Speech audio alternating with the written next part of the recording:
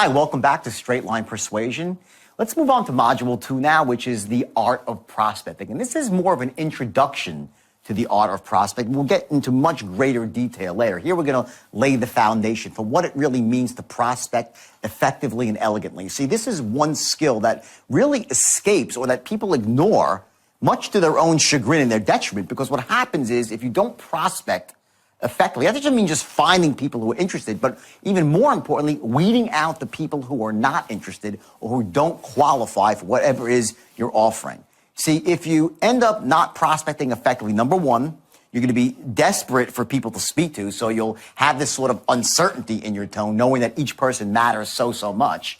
And more importantly, you'll be pitching people, whatever it is, your ideas, your concepts, or a product, and these people won't truly be in the universe of your buyers. So after you're done, they don't buy from you or don't, sign up for whatever it is that, your vision or whatever it is, your idea. You'll start saying, geez, do I sound bad? Am I doing something wrong? When in fact, you're doing nothing wrong. You simply are talking to people who you shouldn't be talking to.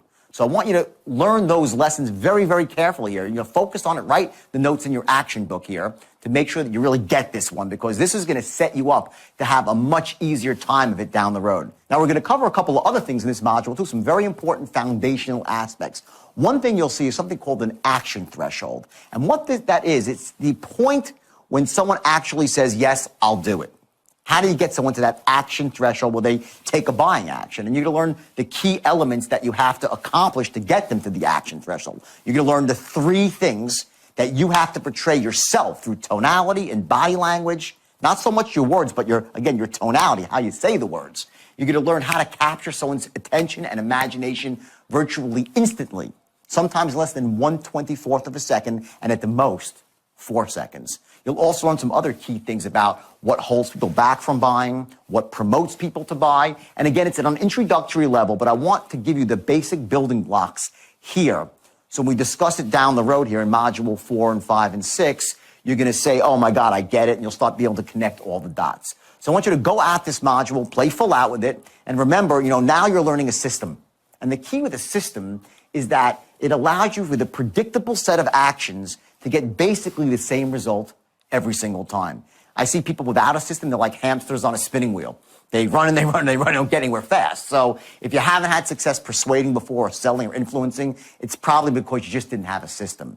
This is the most powerful and most effective system for persuading people that was ever invented. And, it wasn't just my work, just so you know. I had the straight line persuasion, which was my initial core, but I went through my own period where I literally went out and read every book, bought every DVD, listened to every single tape, and I really gleaned from the best and brightest minds in sales and influence, and I adopted that as part of my system, because that's what people do. They want to be successful, you model. So I want you to use my system here as your ultimate resource guide when you're looking to influence, and take this art of prospecting to heart. Because believe me, if you get this part right, everything else is going to seem very easy. So enjoy the module, take notes in your action book, and I'll see you soon.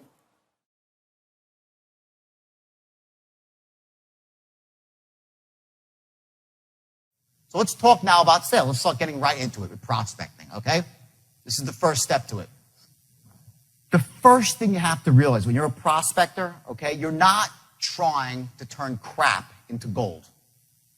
The biggest mistake salespeople make is they try to turn non-buyers into buyers, okay? Just look at it like this. As a prospector, they call prospecting like a gold prospector, right? When you see a guy in the movies and he's prospecting for gold and he's got a pan, right?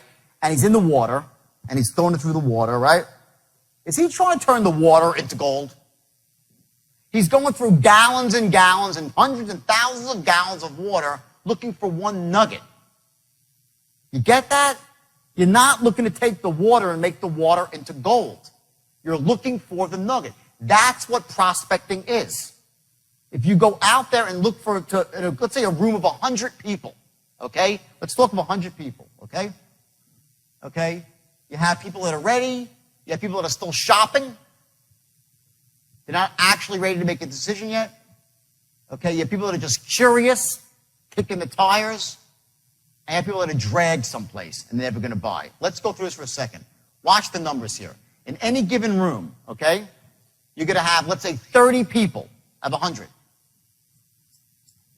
30 people who are ready to buy. And it could be 20 people depending on your industry or what you're doing. But there's a certain X number of people that are actually in the market for your product and they know they need it. These are people that are at a point where they say, you know, I'm stressed out. They know they got to take action. That's your best buyer. They're not quite lay downs, but they're pretty close. They know they want to buy. The next group are those that are still shopping, right? But they're motivated. They say, hey, you know, let's say it's a car, for instance. They walk in, they want to buy a new car. You know they can wait a little bit, but they got to make the decision sooner or later, okay? That's this group here. Let's say this is 30 people too. Next are the people that are just curious, the looky-loos, okay? They're kicking the tires. They have apathy about it. Like, I could buy today, I could buy tomorrow. One of these days I'll get around to it. That's your next group, right? And let's say those are 30 people too. Lastly, last group, you have 10 people here that were dragged and that will never buy from you, okay? Now, depending on the situation, okay, what business that you're in, let's say you're in, for instance, credit repair. I know some of you are in credit repair. Who's in credit repair here? Great, you got a couple. Perfect. Let's say you're in credit repair, right? And you're giving a seminar.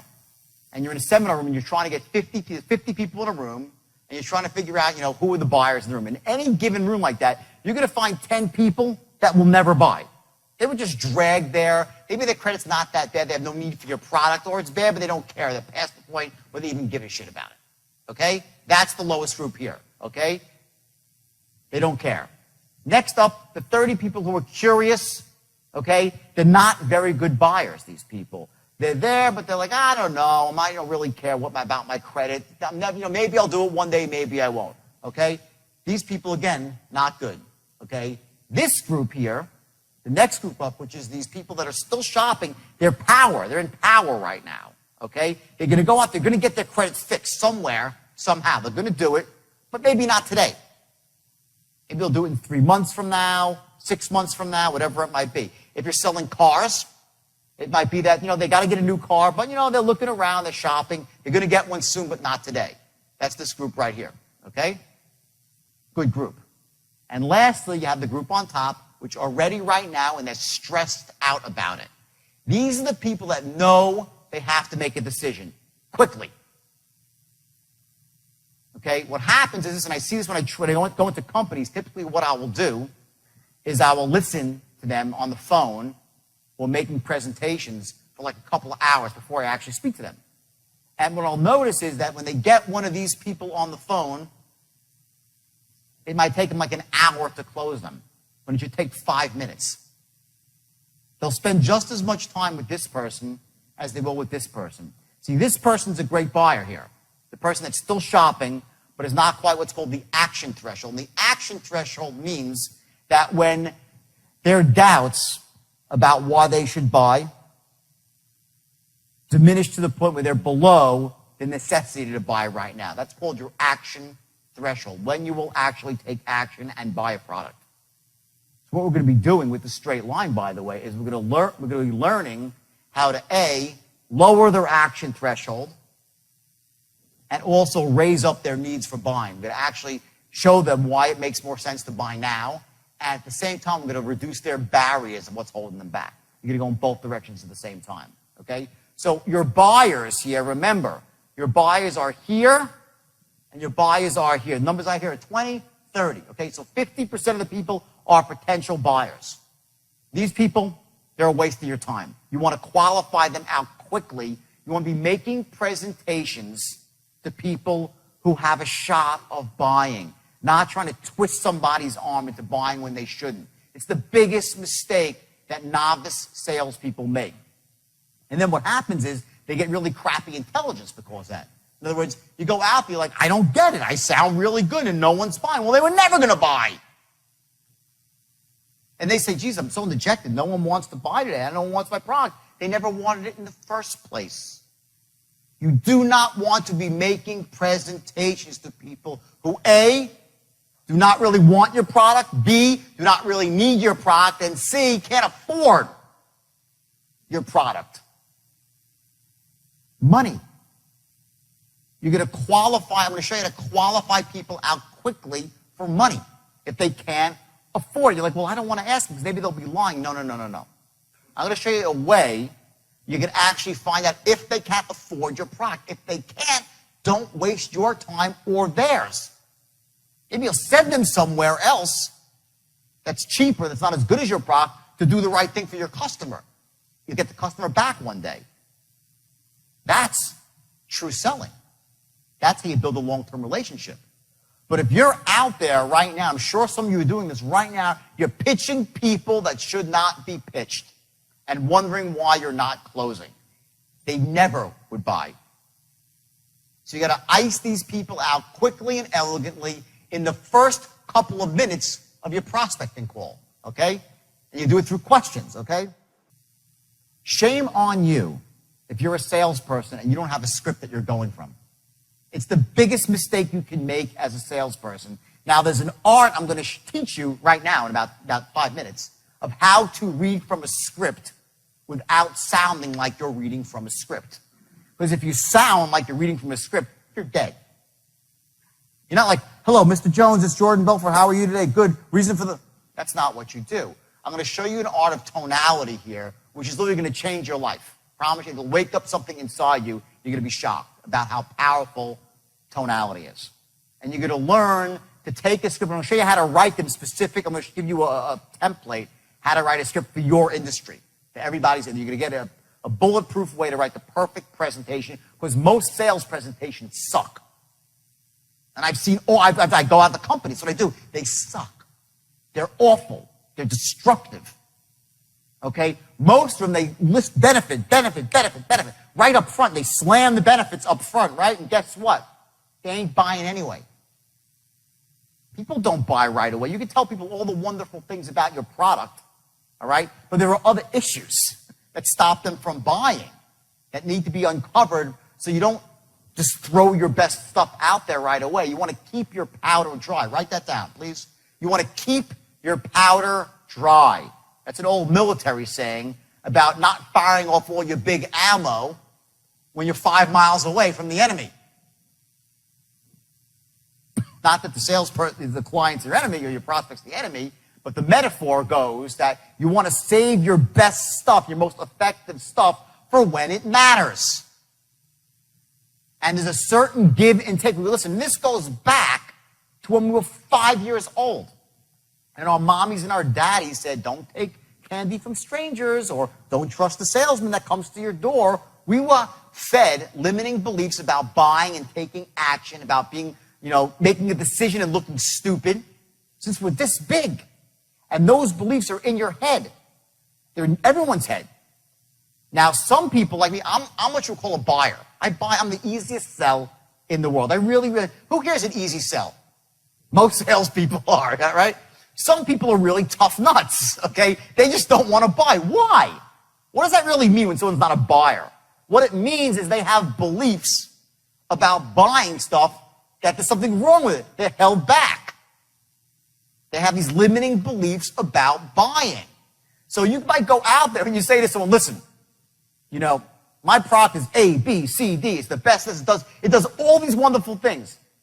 And I'm this, I'm that, I'm great. I'm this greatest guy in the world. My company's ethical and honest. They stand behind the product. And everything is great.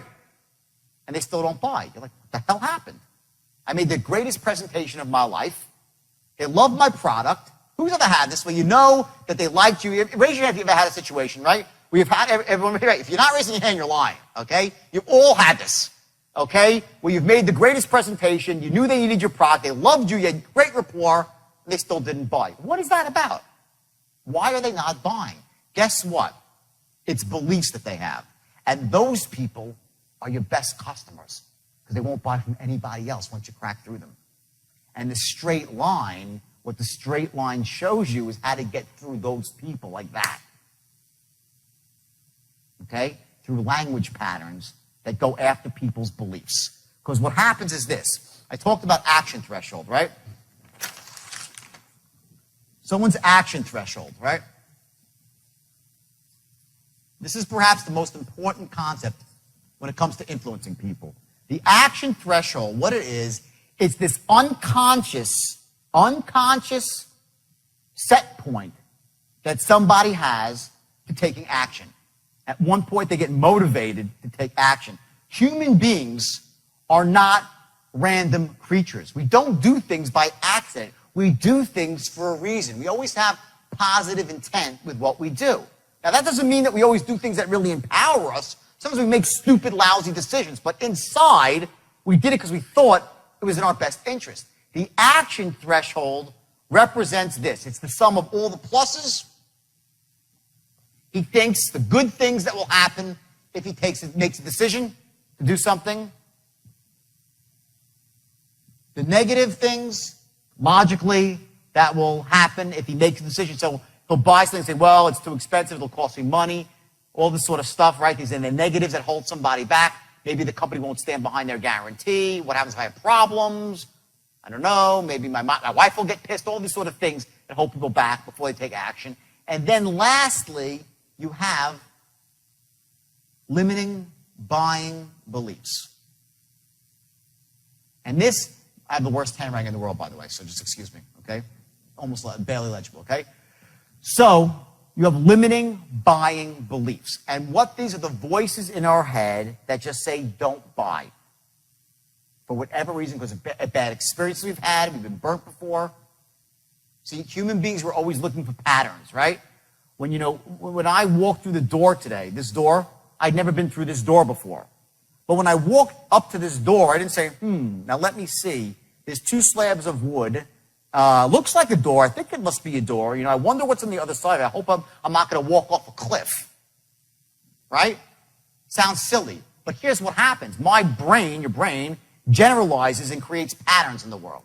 So I walked through the door and said, it looks like a door. It must be a door, so I know it's safe on the other side of the door, and I walked through. If you don't think that every time that you're talking to someone and presenting them with an idea, they're doing exactly that, you're kidding yourself. You're kidding yourself. Every time you're trying to close someone, they're running that equation. They just don't realize it. They're running movies out. They're running videos in their head. Here's what happens if I make the decision to say yes, and here's what happens if I don't. Which one causes more pain? Which one gives me more pleasure? That's what's the heart of selling, is to get someone to a point so when they say yes, what's happened is, imagine a scale, right? You have a fulcrum in the middle, right? This is a scale, the worst artist in the world. This is your scale right here, okay? All the pluses are over here, all the minuses are over here, okay? And then what you have is the invisible force, which are the beliefs about buying. Now, if the person has lots of limiting beliefs about buying, this side of the scale, the negative side, this is the negative side here, is going to be a lot heavier. It's going to go down, okay? If the person has really generally good beliefs about buying, like I do, and some of you do, they're easy to close because all it takes is a little bit and the scale drops. When you're going through the straight line from open to close, what you're doing is this. It's very, very simple.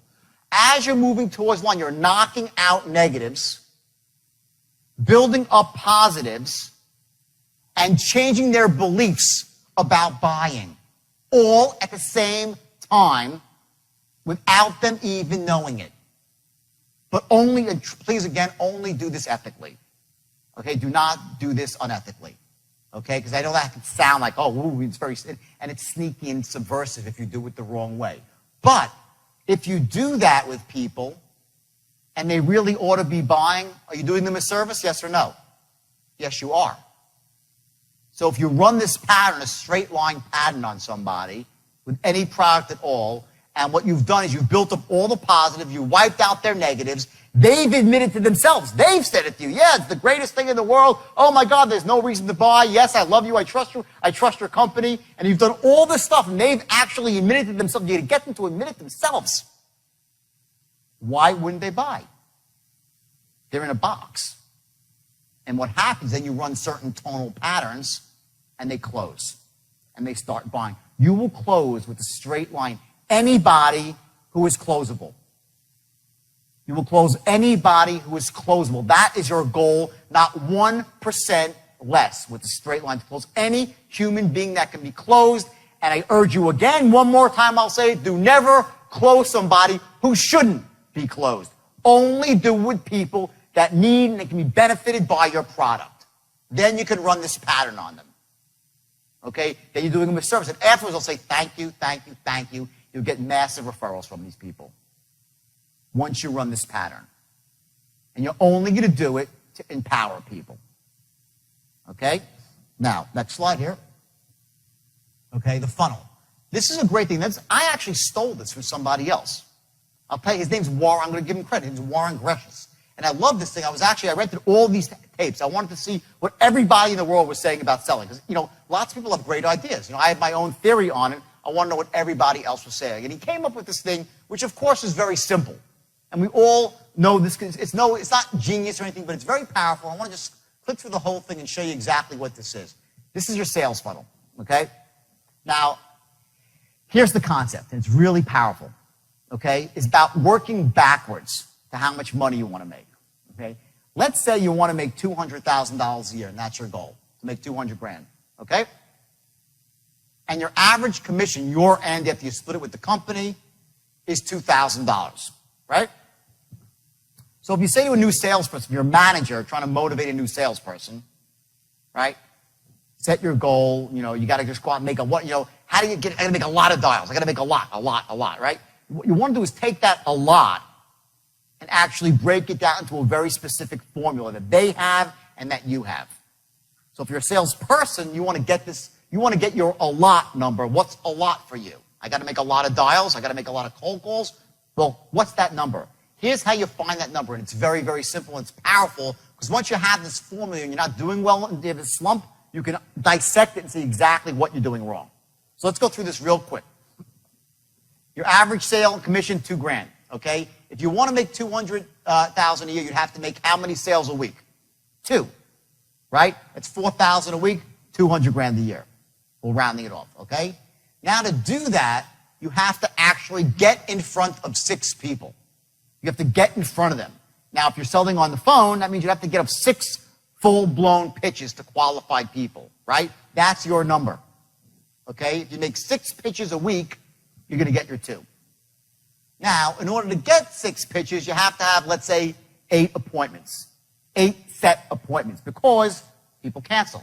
They don't show up. You get there, something happened, right? You need to have 8 appointments set on your calendar to get to your goal of $200,000. To do that, okay, you have to have connects, meaning you have to get on the phone with the actual decision maker 40 times per week to get to that point. 40 actual, not like, hello, is so-and-so there? No, that's different. That's a dial, okay? Okay, 40 connects. And lastly, the number of dials. And that is how many times you actually pick up the phone every single week and dial it. Now, in a 5-day week, that's what, 24 dials per day. So you know that if you make 24 dials per day, by hook or by crook, you're going to make $200,000 per year. It's a lot easier to visualize that than you say, I want to make $200,000. Okay? Now, here's the thing. Can you control this? Sales. You can't. Someone else has to say yes. Can you control interviews? No, you can't control that either. Can you control appointments? No. Can you control the number of connects? No. The only thing that you could control in your world, for sure, is dials or cold calls. It's the one element that's always within your control. So if you're a sales manager, you want to give someone a sheet. I'll give you the sheet before you leave. Then you can just copy it for yourself, okay, on your own letterhead. That actually shows you how to keep track of somebody else's production. And if you're a salesperson, just your own. Run this number for 90 days straight, your average number of sales, the average number of connects, interviews, the whole 9 yards, okay? And what happens is, if you fall into a slump, you can start saying, what's not working here? Are my dials too low? Oh, no, actually I'm making $130 there. I'm doing great there. Am I getting enough connects? No, well, maybe my list is bad. Get it? You can identify what your problem is. Maybe you're not setting enough appointments. You say, well, maybe my qualifying rap is awful. I don't sound good on the phone. I'm not creating excitement, enthusiasm, right? It could be there. Interviews, sales, the whole 9. If you're not closing, so I roll my closing strategy. Okay? It allows you to identify exactly what's going on in your world of sales. And again, the only thing that you control is dials, okay? That's your sales funnel. If you don't use this, I'm telling you, especially if you're a sales manager, it's the easiest way to keep control of your sales force. And if you're a new salesperson, it's also very powerful to see what area you need working. Okay? Next. Okay. 4 seconds. Okay? When you're speaking to somebody on the phone, you have 4 seconds, no more than 4 seconds to establish 3 things. And here's what they are. Number 1, that you're enthusiastic as hell. That's number 1. That has to come through instantly from the second they speak to you.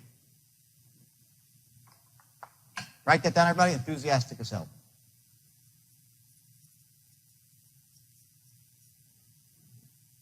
Number 2, that you're sharp as a tack.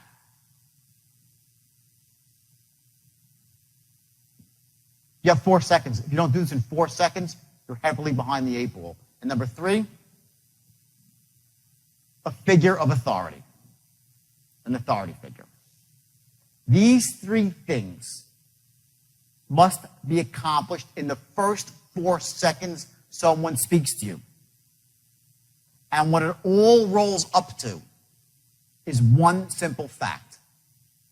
You're a person who can help them achieve your goals. That's it. Unless you've done that in 4 seconds, you're seriously behind the 8 ball. Seriously behind the 8 ball. And ultimately, what that really translates to even one step further is that you are a person that can help them take control of their lives. They can take control of their lives. People have the desire to gain control. When they're feeling out of control, they act. It's part of what your action threshold is all about. It's a point to get back in control of your life. When someone has credit that's screwed up, do they feel in control or out of control? Out of control, right? When somebody wants to buy a new car because their old car's a piece of crap and they drive down the street and people are looking at them, do they feel in control or out of control? Out of control. When somebody is looking to find an investment advisor, a stockbroker, a commodities broker, and they're looking to develop, some kind of path to have a secure financial future, do they feel in control or out of control? Out of control, right? They're looking to get in control by identifying someone that can meet a need, fill a need, help them achieve a goal. So your job as a salesperson is to help people achieve goals and gain control of their life. That's what you're doing. You have 4 seconds to make that, bam, that first impression that you're enthusiastic, sharp as a tack, and a figure of authority.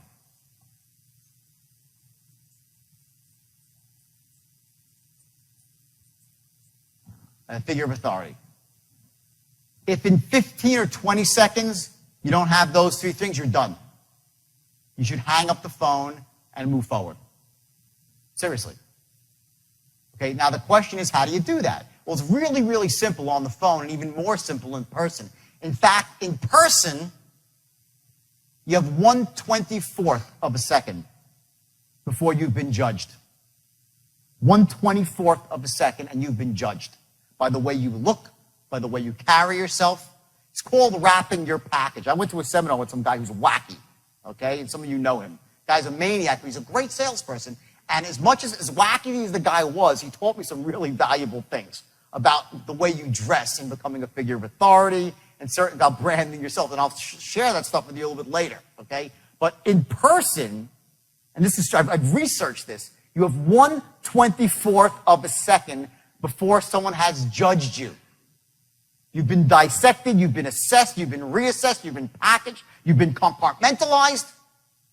They put you in a cubbyhole and you're fighting your way out from that point. So either you're here, and you're doing great, now you got to just screw it up, or you're at the bottom and you got to claw your way out of a box. Okay? That's in person. Now, when you're on the phone, okay, do they see you? Can they see who you are when you're on the phone? Yes or no? Bingo. See, I know I'm in a room with salespeople. I know if you say, yeah, you're damn straight, they can see who you are. They know exactly. They got a mental image of you, whether it's accurate or inaccurate. Everybody thinks in pictures. And you have a couple of, in 4 seconds flat, they've made a mental picture of you. Let me tell you a funny story. I had to get a visa for Australia when I was going to Australia. So I asked my girlfriend, we lived together very close, we're going to get married, and I asked her to get me, go find one of these services that gets visas, right? She was like, okay, whatever, right? So she goes out and she does that, and she finds some company in Chicago somewhere, right? So whatever, like a week and a half passes, and I'm like, what's going on my visa? Do you hear anything? She goes, oh, no, the guy's taking care of it. I'm like, what's his name? She says, Sergey. I'm like, oh, fuck. I'm like, and already I know. I'm not prejudiced. I'm not. I'm just telling you this for the benefit of selling, okay? I heard his name was Sergey. I'm like, he's a foreigner. I don't like it already, okay? He doesn't speak my language. He's behind the 8 ball. There's something wrong. Now, I don't know. I know that's not the way it's supposed to be, and it's not, like, really nice. But this is about making money. It's about being effective, okay? I'm just telling you that the instant I heard his name, I was turned off. Then I'm like, all right, so now Sergey already has an uphill battle with me as his customer, right? So then I said, all right, let me call this Sergey, okay? So I'm just like, I just know, I know, all right? So I pick up the phone, I have a sinking feeling in my stomach about my visa, I dial the number, and I hear, hello? Done. Done. I'm like, he's a goddamn Russian. He's got a beard and a goatee. I can see he's got greasy black hair pulled back, okay? He's got speeds of sweat going down his thing. He's behind a cheap wooden desk in a hole somewhere. I had the whole picture. Now, am I right? Is that who he was or who he wasn't? I don't really know, okay? And I feel bad that my programming, since I was that big, and I come from a really good family where no one's prejudiced. I'm not prejudiced at all. At all. And I despise people who are prejudiced. But that being said, instantly, before I could even figure out why I felt a certain way, I was done with Sergey. Okay, and of course it turned out to be right, because Sergey started rambling inanely about something. I was like, you know what, bang, I hung up on Sergey, and that was it. Okay, I gave him his $100 application fee. I never heard from the guy again, because in the first second of the call, he didn't sound like what? Sharp as a tack, enthusiastic as hell, and a figure of authority. I knew it in a second. The moment they hear your voice, if you haven't accomplished these 3 things, I'm telling you, you're wasting your time. Shame on you. Okay? They make a picture of you, they've assessed you, they've cubbyholed you. They either A, that you're a figure of authority, that you're sharp as a tack, enthusiastic as hell. Boom. You're in. Now it's like, ooh, this person can help me achieve my goal. Let me listen. Now, does that mean you're going to close the sale? No. But you've prepared yourself to close the sale. You've moved towards the line. Now remember, right? Here's the line. I'll draw it up here so we can still have this piece of paper. Here's your straight line. Here's the promised land. Here's your open, right? You pick up the phone and you qualify, right? Develop rapport, right? As you're qualifying. So if this is your boundaries here of where you let the sale go, on the bottom, on the top, right? The first 4 seconds, you're right here, okay? In those 4 seconds, you need to be establishing that you're sharp as a tack, enthusiastic as hell, and a figure of authority. In those first 4 seconds, the first pop that comes out of your mouth, and you say, hey, John, it's Jordan Belfort. How you doing today? Right from there, you got to establish those 3 things, and you're going to do it with tonality. I'm going to show you in one paragraph through tonal patterns how you can say things that you never thought you were saying. Here's what happens. As I'm speaking to you, you're like, You are running an unconscious dialogue against my words.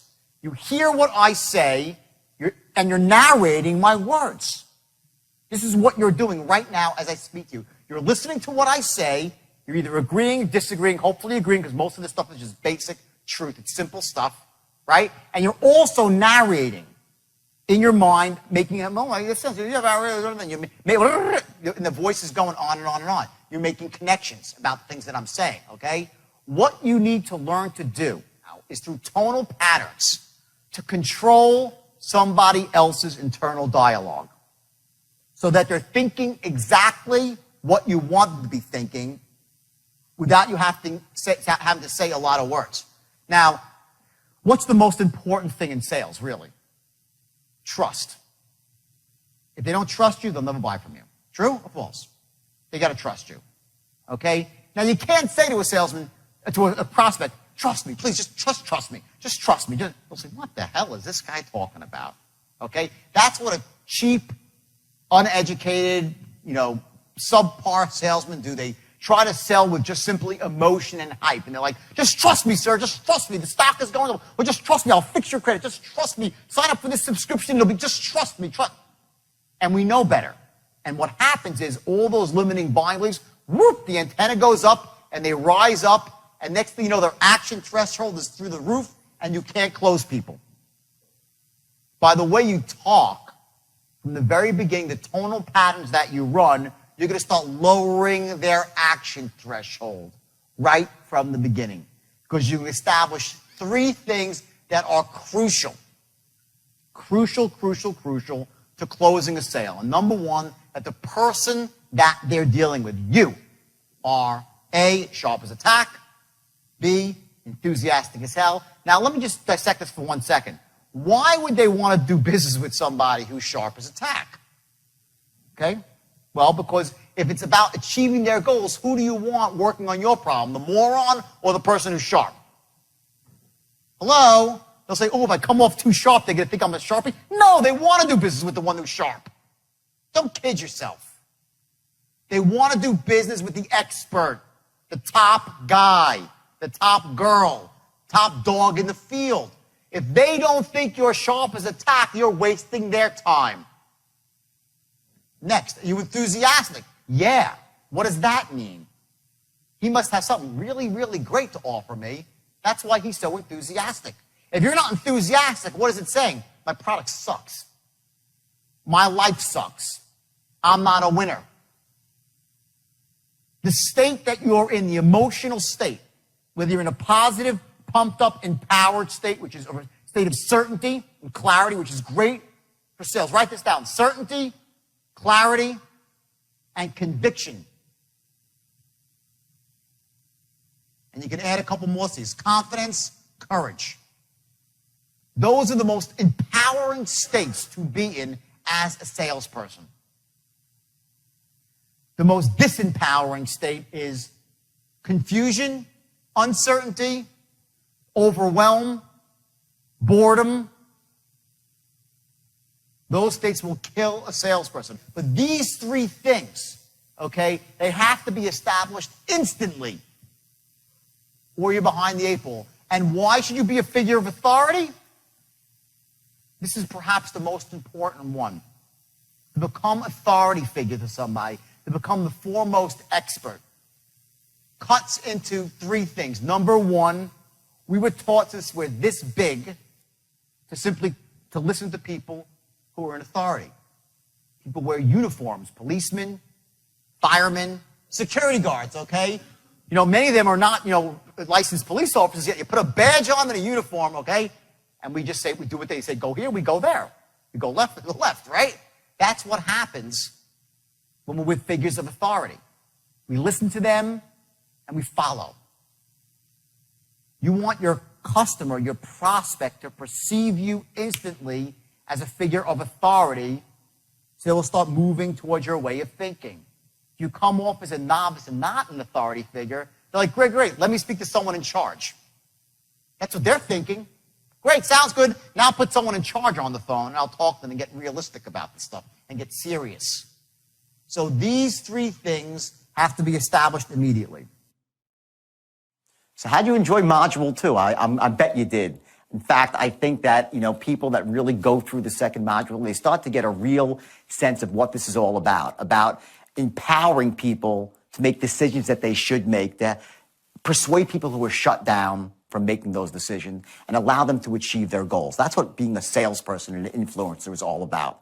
And I think you saw here some very powerful things here in terms of your tonality and how you capture someone's attention very, very quickly. Remember, you need to be enthusiastic, and not because you're some crazy person, screaming, yelling from the rooftops, but because most people do not have that state of certainty, that state of clarity. And when you come in and sound enthusiastic and upbeat, you sort of wake up the force in them to listen further.